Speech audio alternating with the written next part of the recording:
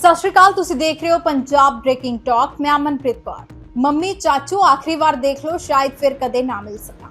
ਜਦੋਂ 23 ਸਾਲਾਂ ਦੀ ਇੱਕ ਕੁੜੀ ਆਪਣੇ ਪਰਿਵਾਰ ਨੂੰ ਇਹ ਕਹਿ ਕੇ ਘਰੋਂ ਨਿਕਲਦੀ ਆ ਤਾਂ ਸਮਝ ਲਓ ਕਿ ਸਾਹਮਣੇ ਮੌਤ ਖੜੀ ਹੈ। ਪਰ ਇਹ ਕਹਾਣੀ ਮੌਤ ਦੀ ਨਹੀਂ, ਬਲਕਿ ਮੌਤ ਦੇ ਜਬਾੜੇ ਵਿੱਚੋਂ 169 ਭਾਰਤੀਆਂ ਨੂੰ ਕੱਢ ਕੇ ਲਿਆਉਣ ਵਾਲੀ ਫਰੀਦਾਬਾਦ ਦੀ ਸ਼ੇਰਨੀ ਦੀ ਹੈ। ਤਰੀਕ ਸੀ 6 ਮਾਰਚ। ਦੁਨੀਆ ਦੀ ਨਜ਼ਰ ਇਜ਼ਰਾਈਲ, ਈਰਾਨ ਅਤੇ ਅਮਰੀਕਾ ਦੇ ਵਿਚਕਾਰ ਭਖ ਰਹੀ ਜੰਗ ਤੇ ਸੀ।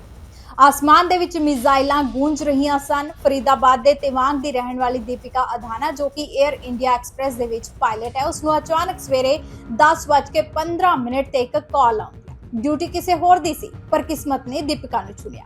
ਉਸ ਨੂੰ ਹੁਕਮ ਮਿਲਦਾ ਹੈ ਕਿ ਯੂਏ ਦੇ ਰਾਸ ਅਲ ਖੈਮਾ 에ਅਰਪੋਰਟ ਪਹੁੰਚੋ ਅਤੇ ਉੱਥੇ ਫਸੇ ਭਾਰਤੀਆਂ ਨੂੰ ਰੈਸਕਿਊ ਕਰੋ। क्या नाम है सर आपका? मेरा नाम परवेश है भाई। परवेश जी, आपकी भतीजी हैं, वो वॉर जोन में गई और वहाँ से लोगों को सुरक्षित लेके बाहर निकली। बताया गया आपसे बातचीत हुई थी, किस तरह का माहौल था घर में? आप लोगों को किस भैया तरह से? सुबह मैं सो रहा था तो जब बिटिया जब जा रही थी फ्लाइट पे तो मुझे जगा गई थी, क्या तुम मेरे को देख लो एक बार, मैं आऊँ ना भी आऊँ। मैंने कहा बेटा कहाँ जा रही है? बोली मुझे ऐसे पैसेंजर लेने जाना है। तो हमें तो टेंशन रही थी पूरे दिन। मैं तो हर आध घंटे में फ़ोन कर रहा था, इसका फ़ोन नहीं मिल रहा था। तकरीबन 7:30-8 बजे फ़ोन किया मैंने, तो इसकी फ़ोन बेल गई थी, तो इसने फ़ोन काट दिया। हमने भैया तो इंडिया में आ गई है, दिल्ली एयरपोर्ट आ गई। जब फ़ोन मिलना शुरू हो गया तो फिर 15-20 मिनट बाद इसने फ़ोन किया मेरे पास, कहा मैं पापा मैं आ गई। तो मेरे को फिर टेंशन ख़त्म हो गई कि भाई बिटिया आ गई, यहाँ पर एयरपोर्ट पर लैंड कर चुकी थी। फिर रात को 9:30 बजे घर आई थी बिटिया। कितनी बड़ी उपलब्धि मानते हैं कि 169 लोगों को वहाँ जान से बचाना, रेस्क्यू करके लाए हैं? सबड़ी लड़की थी, सबड़ी हाँ। कैप्टन भी लड़की थी, बिटिया भी थी, हमारी जो क्रूज मेंबर थे वो भी लड़की थी। बिटिया ने तो इतना बढ़िया काम किया कि शायद लड़के भी नहीं कर सके इस काम को। तो भाई जो बिटिया काम कर चुकी है वो लड़के भी नहीं कर सकते उस काम को। तो बिटिया ने जो काम किया भाई आप भी जब आपको बता के गई और आपके दिमाग में ये भी हमें बात आई कि भाई युद्ध क्षेत्र है, टेंशन युद्ध है चल रहा थी। युद्ध क्षेत्र भाई सोशल मीडिया पे या यूट्यूब पे देख लो, कहीं देख लो, सब पे युद्ध हो रहा है, कभी शुद्ध होना हो शुद्ध। तो हमें पता है ना हमारे दिल में क्या थी उस टाइम, कितनी घबराहट थी। जब आगे जब बात होगी, जब हमारी घबराहट खत्म होगी।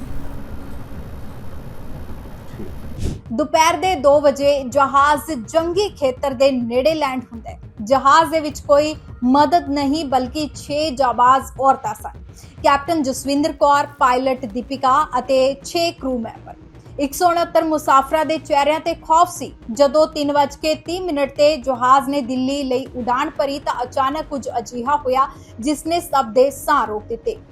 에ਅਰ ਟ੍ਰੈਫਿਕ ਕੰਟਰੋਲ ਨਾਲ ਸੰਪਰਕ ਟੁੱਟ ਗਿਆ। ਆਸਮਾਨ ਦੇ ਵਿੱਚ ਜਹਾਜ਼ ਇਕੱਲਾ ਸੀ, ਹੇਠਾਂ ਜੰਗ ਦਾ ਮੈਦਾਨ ਅਤੇ ਰੇਡੀਓ ਤੇ ਸਿਰਫ ਸੁਨਸਾਨ।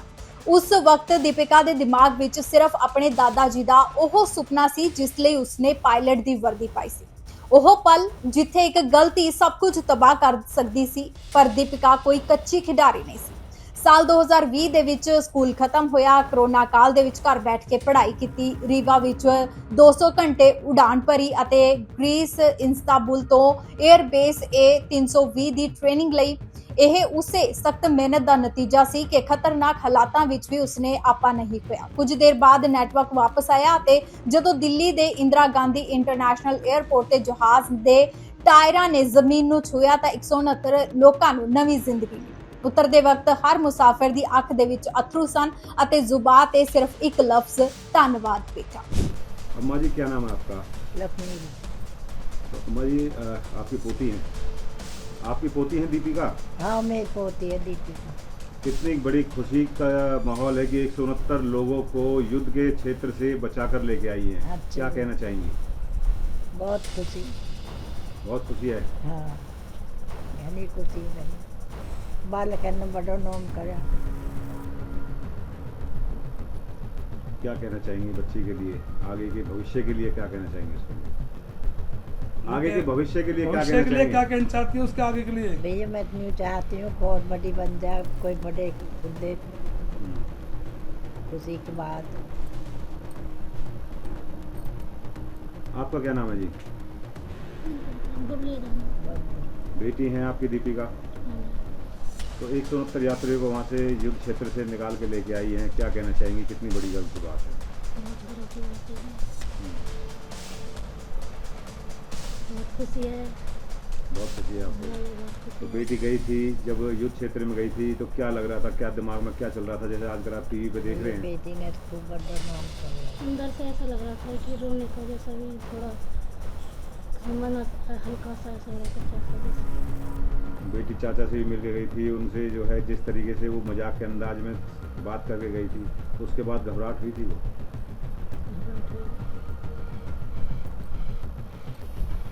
क्या नाम है जी आपका? पूनम अधाना। पूनम जी, भतीजी है आपकी दीपिका। हाँ क्या कहना चाहेंगी? बहुत बड़ा काम करके आई, 169 यात्रियों की जान बचाकर वहाँ से लेके आई, क्या कहना चाहेंगी? उस टाइम वो जा रही थी, उस टाइम मुझसे मिल के गई थी। हाँ। कह रही थी आंटी मैं वापस आऊँ या ना आऊँ, आज शाम को आप मुझे देख लो एक बार। तो आपके जो घर वाले हैं उनसे भी मिल गई, उनसे भी यही बात करके गई हो? सबसे यही बोलते हैं। सबसे यही बोल के गई मैं शाम को वापस आऊँगी या नहीं आऊँगी, आज मुझे नहीं पता। लेकिन जब बेटी वापस आई है, आपसे बातचीत हुई है, तो फिर कैसा महसूस हुआ? फिर बहुत खुश हुई है, फ़ोन पे फ़ोन कर रहे हैं हम तो कि कैसे है, कहाँ है। फिर उनको फ़ोन ही नहीं मिल रहा था। फोन नहीं मिल रहा था तो घबराहट थी, हाँ पता नहीं क्या हुआ क्या नहीं हुआ। हाँ। तो टीवी पे आप देख रहे हैं कि युद्ध चल रहा है, यूएई में भी बमबारी चल रही है, सब कुछ चल रही है, तो कितनी घबराहट थी आपके दिल में? बहुत ही। एक बच्ची है हमारे दोनों घरों में, दोनों भाइयों में एक लड़की है हम पे, तो हम तो उसके ही सहारे रहते हैं ना। बहुत प्यार करती है अपने भाई बहनों को। तो घर आ गई हैं आपकी, तो सब कुछ सही बढ़िया लग रहा है? हाँ बढ़िया लग रहा है, एक ही है हम पे दोनों के बीच। तो आगे भी नेक्स्ट अभी कोई फ्लाइट भी आएगी, उसके बाद भी जाना होगा, तो अब आपको घबराहट होगी या क्या नाम प्राउड होगा, गर्व होगा कि हाँ भी बेटी हमारी कुछ अच्छा है, उसके लिए जा रही है, बड़े मिशन के लिए जा रही है? गर्व होगा हमको, तो अच्छा फील होगा, हमारी बेटी जा रही है आगे। और बैक कर गई थी। अच्छा, तो आप तो फिर लैंड कर रहा था इसमें, मैं फोन ट्राई करवा दूँ इनसे, मैं आधा घंटे ट्राई करवा फोन इसका। तो जब ये तो बता के गई थी, जब तो आप घबराई गई थे बिल्कुल, सुबह से उठा के पूरे दिन टेंशन रही है, फिर अब और जाके बेटी यहाँ मजाक करके गई और आप पूरे दिन टेंशन में रहे। साल की जब बात होगी जब थोड़ी साफ कर लेगा, हाँ बेटी आ गई, हाँ। जब थोड़ी तो जब तक बेटी बाहर रही, जब तक तो आपको बिल्कुल ये रहा कि बिल्कुल पता नहीं क्या है क्या नहीं है। तो आप ये टीवी पे, सोशल मीडिया पे इन चीज़ों को तो आप देख ही रहे थे, वो टेंशन थी उससे, उसी से टेंशन बनी हुई थी। टेंशन थी भाई, युद्ध चल रहा है तो क्या हो जाए पता नहीं। लेकिन बेटी के लिए तो क्या नाम एक जो है ये रहा कि एक नॉर्मल सी फ्लाइट थी, नॉर्मल गई और नॉर्मल वापस आई। नॉर्मल थी, हमें तो नॉर्मल नहीं थी ना, हमारे लिए तो। हाँ, यहाँ पे आप टीवी पे देख रहे हैं, सोशल मीडिया, फ़ोन पे भी देख रहे हैं आप सभी को। युद्ध चल रहा है। हाँ। अच्छा।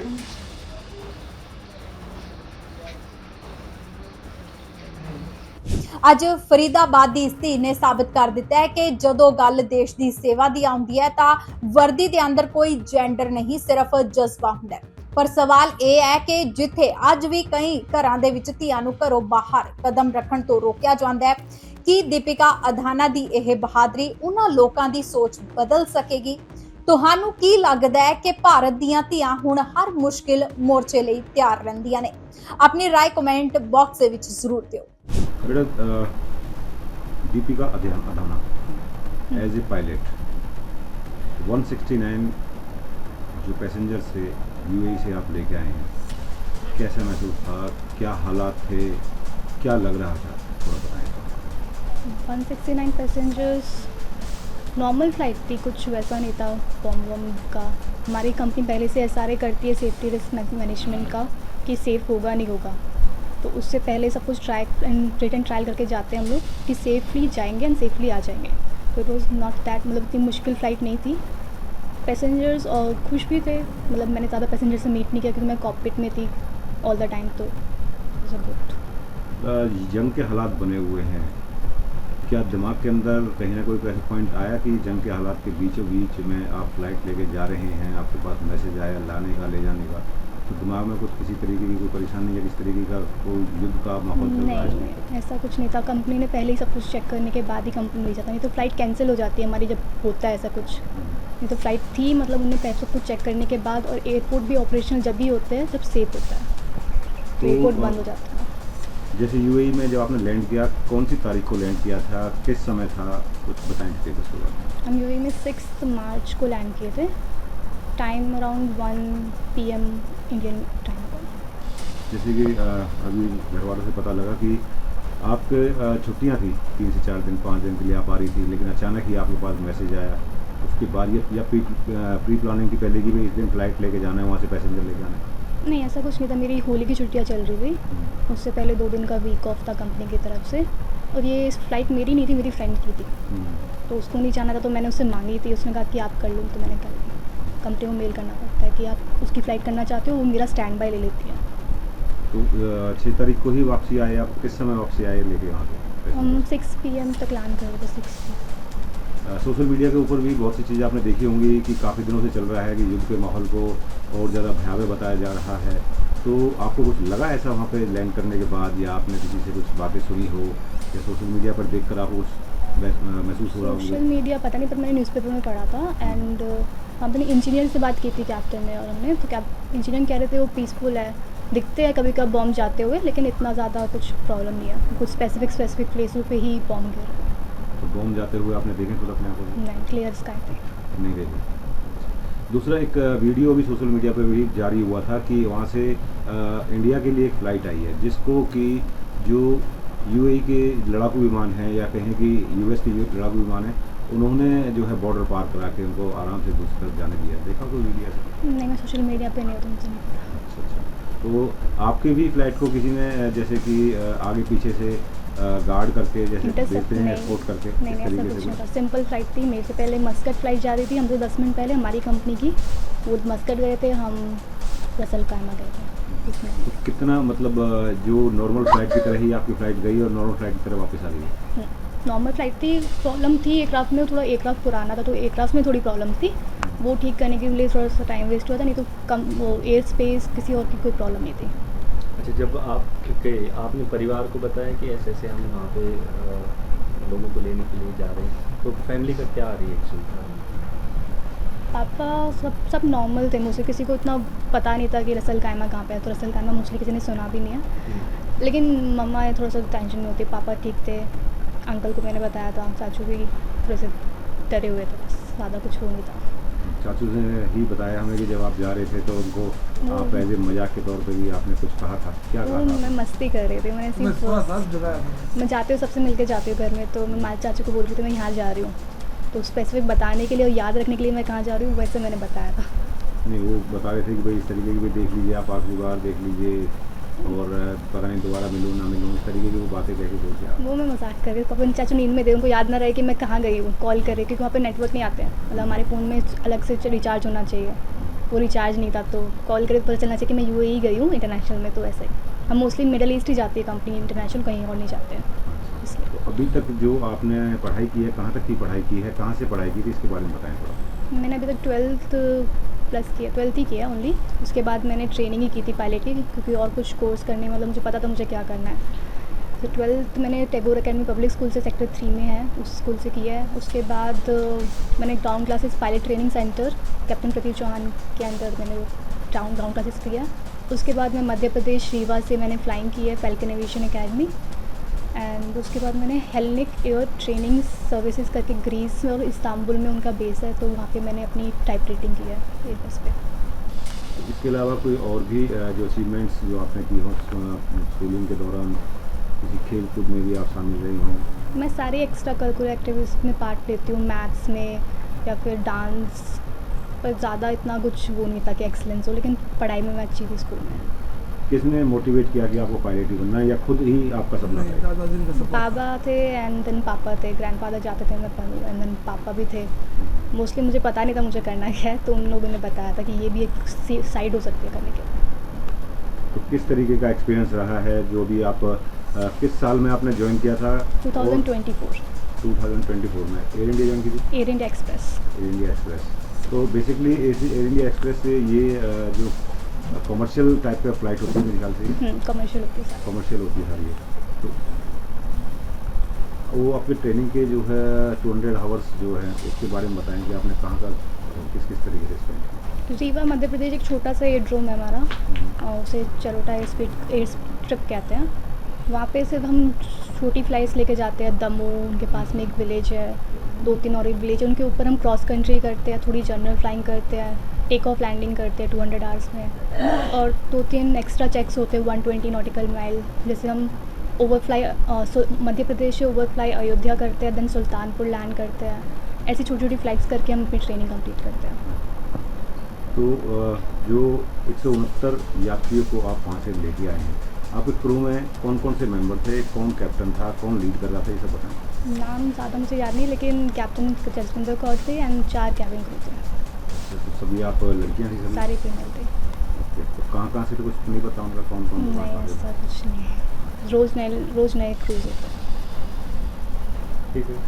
तो अब एक लास्ट क्वेश्चन ये है कि आप जैसे 169 जो यात्रियों को लेके आए थे, युद्ध के माहौल में लेके आए थे, कोई घबराहट, किसी भी तरह की कोई परेशानी मानसिक तौर पर पूरी तरह? ऐसा कुछ नहीं था, रेस्क्यू फ़्लाइट जैसा कुछ नहीं था, नॉर्मल फ़्लाइट थी।